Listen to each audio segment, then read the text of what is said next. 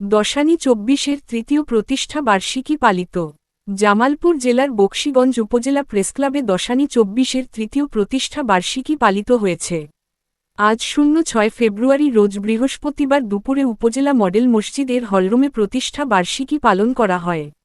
উক্ত প্রতিষ্ঠা বার্ষিকী অনুষ্ঠানের সভাপতিত্ব করেন উপজেলা প্রেসক্লাবের সভাপতি হেদায়েতুল্লাহ হোসনার সভাপতিত্বে উপজেলা প্রেসক্লাবের সাধারণ সম্পাদক জিএম ফাতিউল হাফিজ বাবুর সঞ্চালনায় এ সময় বক্তব্য রাখেন উপজেলা প্রেসক্লাবের সিনিয়র সহ সভাপতি জিএম শাফিনুর ইসলাম মেজর, দশানী ২৪-এর সম্পাদক আফজাল শরীফ, আব্দুর রাজ্জাক, যুগ্ম সাধারণ সম্পাদক আশরাফুল আজম, মনিরুল ইসলাম লিমন, দশানী ২৪-এর নির্বাহী সম্পাদক হারুন অর রশিদ প্রমুখ।